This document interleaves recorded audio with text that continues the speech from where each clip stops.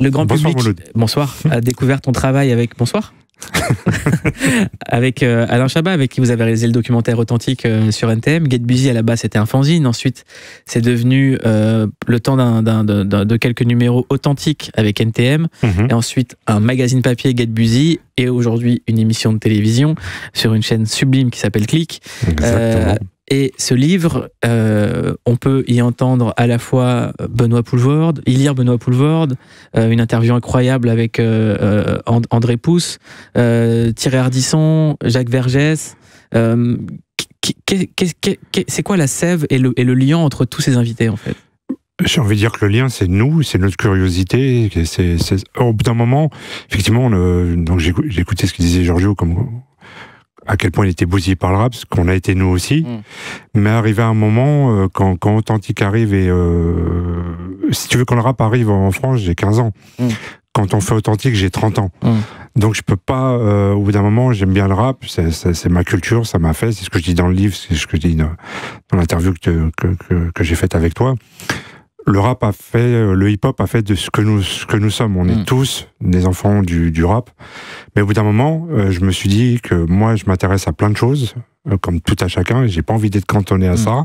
Et que de toute façon, le rap était en train de gagner, et il y avait aucune raison qu'on n'aille pas partout, en gros.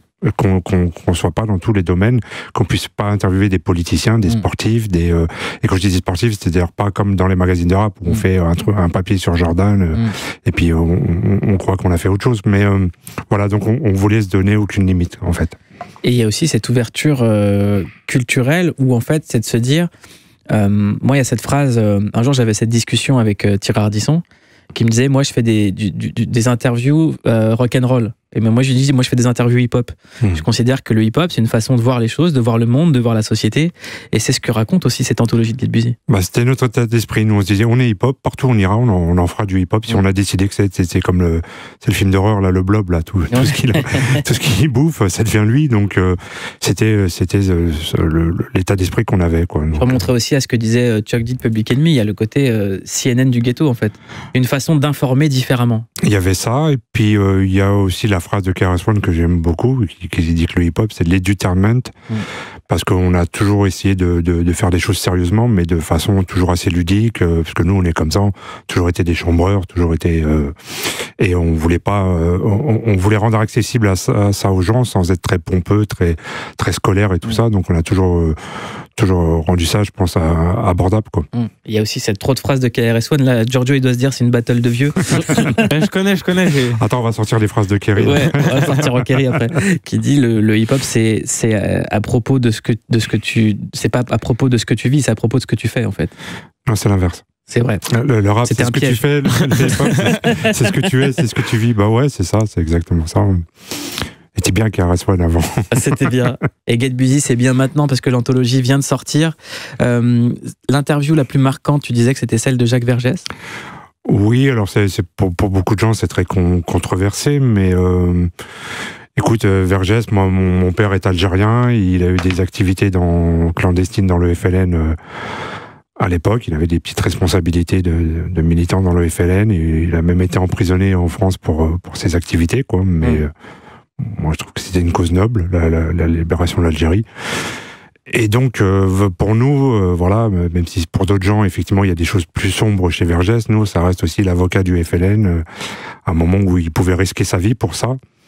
Donc, voilà, donc on avait un attachement à cette personne. Et au-delà des controverses, l'autre fois, j'ai lu un article d'un journaliste africain qui disait une chose que j'ai bien aimée sur Vergès. On dit... C'était pas l'avocat de la terreur, contrairement à ce que certains ont dit, c'était l'avocat des causes perdues. Donc, voilà. Get Busy, c'est pas une cause perdue, c'est une anthologie. Bah, je sais pas si c'est une cause perdue, je pense pas, non, je pense pas que ce soit une cause perdue. C'est une blague, Cher. Hein, je sais bien, mais j'y réponds quand même. Moi, j'ai pas de problème à dire souvent...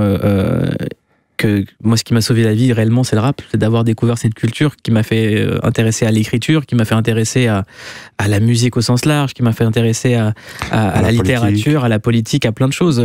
Quand, par exemple, je faisais, et à l'époque, tu me chambrais beaucoup, des interviews avec des politiques pendant la campagne présidentielle, et que je m'étais hasardé sur ce chemin-là, c'était une façon de lire la société.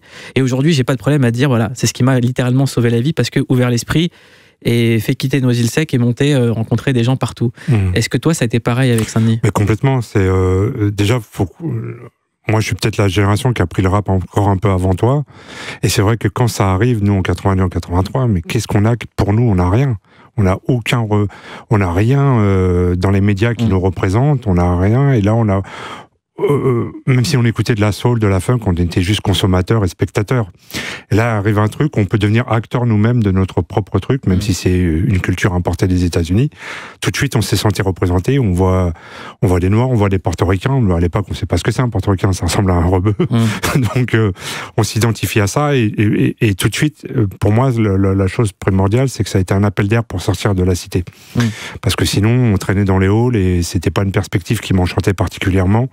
Et très tôt, voilà, on a rencontré des mecs d'autres banlieues qui avaient le même parcours, le même cursus que nous, mais de Vitry, de Sarcelles, de Paris, de machin. Et on se croisait pour faire quelque chose d'intéressant qui nous emportait, qui nous a donné pas dire un sens à notre vie, mais si, quand même, quoi, quelque part. Oui, ça nous donne un sens. Moi, en tout cas, ça donne un sens à la mienne. Exactement. Giorgio ? Non, mais complètement, je suis d'accord avec vos deux discours. Moi, c'est pareil.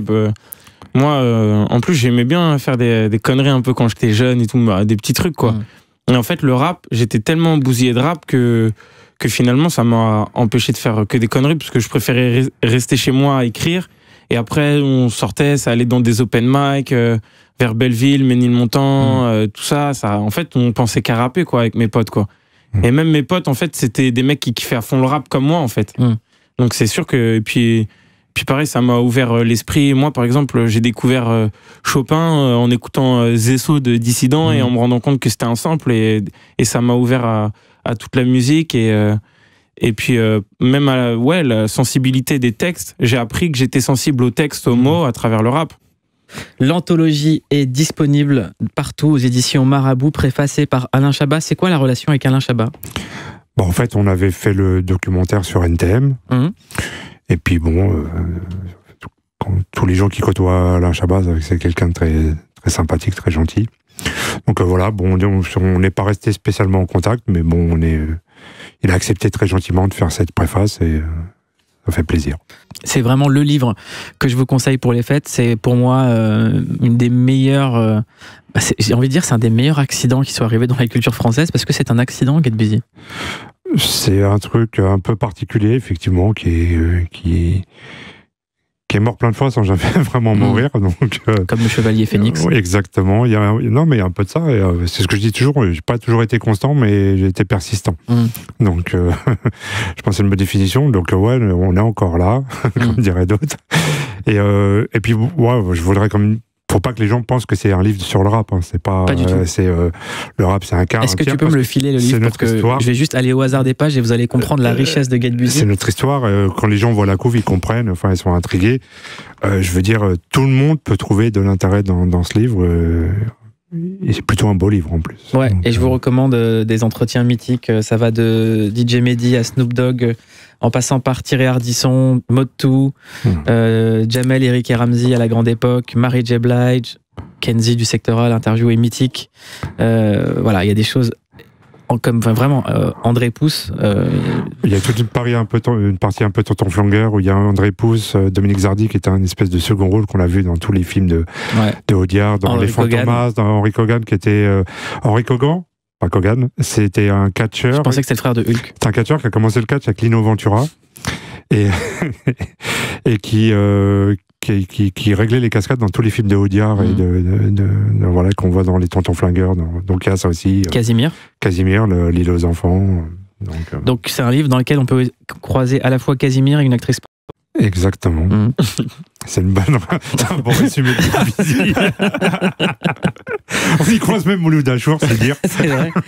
Et Alain Chabat qui fait la préface. Ouais, préface d'Alain Chabat, puis payé de premier lecteur de Franck Alain, qui est le créateur de SoPress, SoFoot.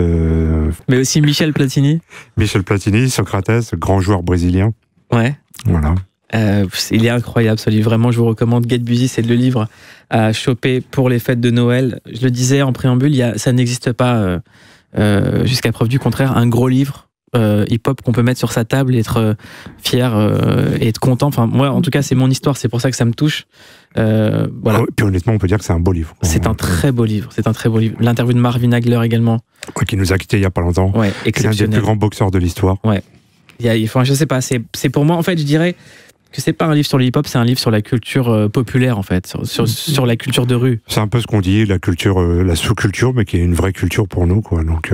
C'est pour ça qu'en préambule de cette émission, on prend la phrase d'Orelsan, je suis de retour avec ma sous-culture. Et exactement, notre sous-culture, elle est plutôt pas mal, je trouve. En tout cas, allez vous procurer l'anthologie de Get Busy.